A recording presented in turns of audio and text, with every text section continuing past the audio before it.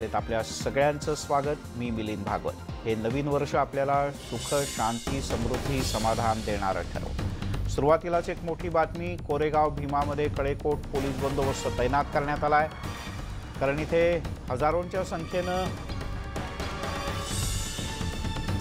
भीमसैनिक जमायला सुरुवात झाली आहे।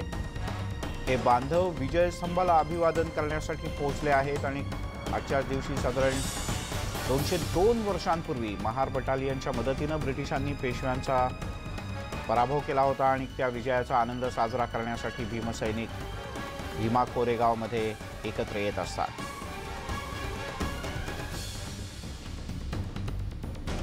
आज भल्या सकाळी राज्याचे उपमुख्यमंत्री अजित पवार यांनी सुद्धा या विजयस्तंभाला भेट दिली आणि अभिवादन केलं।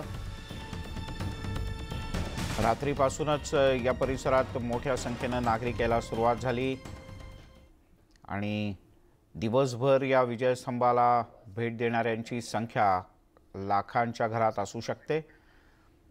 वैभव सोनवणे आपले प्रतिनिधी आपल्यासोबत आहेत। वैभव, इथे कशा प्रकारची व्यवस्था करण्यात आली? मिलिंद, प्रशासनाकडून प्रचंड व्यवस्था जी आहे ती या ठिकाणी करण्यात आली। जवळपास 10,000 पोलिसांचा बंदोबस्त आहे। प्रशासनाने मोठ्या प्रमाणावरती पैसे खर्च करून या ठिकाणी बॅरिकेटिंग, मांडव व्यवस्था जी आहे ती केलेली आहे। मोठ्या प्रमाणावरती लोक येणार हे अपेक्षित धरून 2 वर्षापूर्वी व्यवस्थेमध्ये किंवा व्यवस्थापनामध्ये ज्या ज्या अडचणी होत्या या सगळ्या सोडवण्याचा प्रयत्न जो आहे तो यावर्षी प्रशासनाने केलेला पाहायला मिळतोय। महत्त्वाचं म्हणजे 4 किलोमीटर दोन्ही बाजूंना पुणे नगर महामार्ग जो आहे तो बंद करण्यात आलेला आहे आणि तिथून PMPMLच्या बसेस ज्या आहेत या बसेसमध्ये अनुयायांना या ठिकाणी घेऊन आणलं जाते आणि इथं विजयस्तंभाजवळ सोडलं जाते।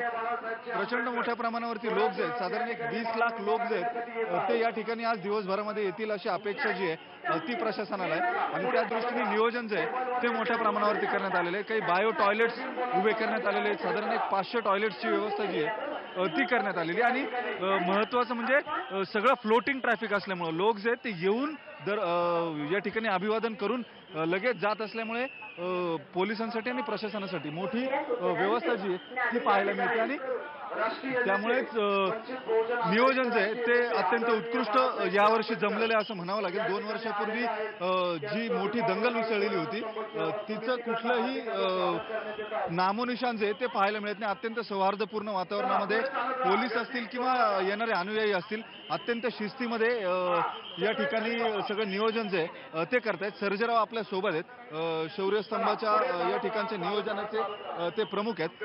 काय काय व्यवस्था आहे, किती लोकांनी आतापर्यंत अभिवादन केलेलं आहे, किती अपेक्षित आहेत आणि एकूण प्रशासन आणि पोलिसांच्या व्यवस्थेबद्दल काय म्हणणं? कमीत कमी 2-3 दिवसापासून या ठिकाणी 1.5 ते 2 लाख लोक आतापर्यंत येऊन गेलेले आहेत। गेले 4 दिवसापासून लोकांचा येण्याचा हे वाढलेलं आहे। म्हणून अंदाजे 20 ते 25 लाख लोक या ठिकाणी येतील आणि संध्याकाळपर्यंत मानवंदना देतील असा माननीय जिल्हाधिकारी साहेब आहेत की त्यांनी या ठिकाणी सुचवलेले की अंदाजे 25 लाख लोकांचं नियोजन आपल्याला या ठिकाणी करायचं येणाऱ्याचे लक्षात घेता। म्हणून आईजी सुहास वारके, संदीप पाटील सर यांनी सर्वांनी म्हणून समितीच्या माध्यमातून आम्ही या ठिकाणी खूप मोठं नियोजन केलेले। त्याच्यामध्ये CCTV आहेत, ड्रोन कॅमेरे आहेत, पार्किंग आहेत, येण्यासाठी बसेस आहेत आणि मोफत अन्नदान लाखो लोकांचं या ठिकाणी आम्ही करून उपलब्ध केलेलं आहे येणाऱ्या लोकांसाठी। महत्त्वाचं म्हणजे मिलिंद, आज सकाळी 7 वाजताच अजित पवार जे राज्याचे उपमुख्यमंत्री आहेत ते या ठिकाणी आलेले होते आणि त्यांनी येऊन या ठिकाणी अभिवादन केलं। इथल्या सगळ्या एकूण व्यवस्थेचा आढावा जो आहे तो घेतला आणि त्यानंतर काही महत्त्वाच्या सूचना ज्या आहेत त्या प्रशासनाला दिल्यात। प्रकाश आंबेडकरही काही मिनिटांमध्ये या ठिकाणी अभिवादनासाठी येतील। मोठ्या प्रमाणावरती गर्दी जी आहे ती झालेली होती आणि त्यासाठी नियोजन जे आहे ते पोलिसांकडून सुरू करण्यात आलेलं आहे। वास्तविक दिवसभर हे सगळं वातावरण जे आहे ते अशाच पद्धतीनं मोठी गर्दी जी आहे ती राहते आणि त्यानंतर साधारण एक 20 लाख लोक जे आहेत ते येऊन जातील अशी माहिती आहे। बर, इथे प्रकाश आंबेडकर येऊन पोहोचलेले आहेत आणि प्रकाश आंबेडकर यांच्यासह इतरही अनेक मान्यवरांचं इथे आगमन झालंय। आपण या दृश्यांमध्ये बघू शकतो। भारिप बहुजन महासंघ आणि बहुजन विकास आघाडीचे प्रमुख प्रकाश आंबेडकर आणि राज्याचे उपमुख्यमंत्री अजितदादा पवार यांनी तर भल्या सकाळीच इथे येऊन या स्तंभाच्या इथे अभिवादन केलं।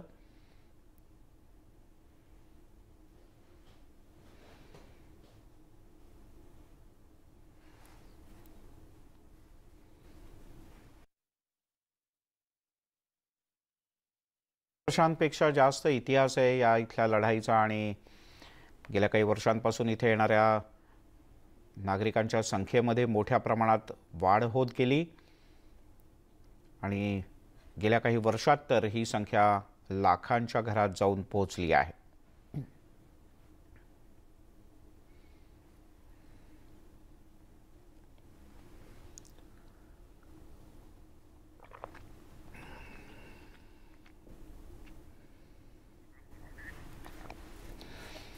बाळासाहेब आंबेडकर यांनी या कार्यक्रमाच्या पूर्वी राज्याचे मुख्यमंत्री उद्धव ठाकरे यांची सुद्धा भेट घेतली होती। त्यावेळेला इथल्या व्यवस्था, कायदा सुव्यवस्था यासह अन्य काही गोष्टींचा आढावा घेण्यात आला होता, त्यावर चर्चा करण्यात आली होती।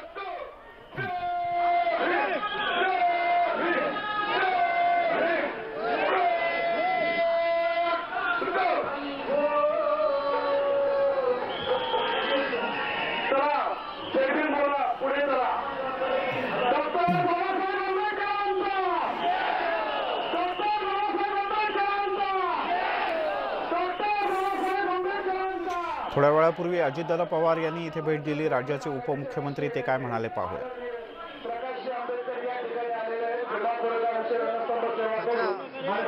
कॅमेरा काढून घे, वाईट करायला लागेल प्रकाश आंबेडकरांचं। अनेक नागरिक भक्तीनं किंवा जे काही शौर्य शूरवीरांनी दाखवलेलं आहे त्यांना त्यांची आठवण ठेवण्याच्या करता ह्या शौर्यस्तंभाला अभिवादन करण्याच्या करता येत असतात। जरूर त्यांनी त्या ठिकाणी यावं, परंतु येत असताना शांतता राखावी। कुठल्याही प्रकारे अफवा पसरवण्याचा जर कोणी प्रयत्न केला तर त्याच्यावर विश्वास त्या ठिकाणी ठेवू नये, कारण तुमच्या माझ्या महाराष्ट्राची परंपरा आहे की जातीय सलोखा ठेवायचा, सगळ्यांनी गुण्यागोविंदाने त्या ठिकाणी राहायचं आणि ती परंपरा आपण जतन केली पाहिजे। या परिसराला जसा शूरवीरांचा वारसा ह्या लढाईमध्ये इथल्या झालेल्या लढाईमध्ये, तशाच पद्धतीनं इथं छत्रपती संभाजी राजांचं पण खूप मोठ्या प्रमाणावर त्यांचा इथं संबंध आलेला आहे। त्या छत्रपती संभाजी राजांच्या एकंदरीत शौर्याला पण मी त्या ठिकाणी नतमस्तक होतो।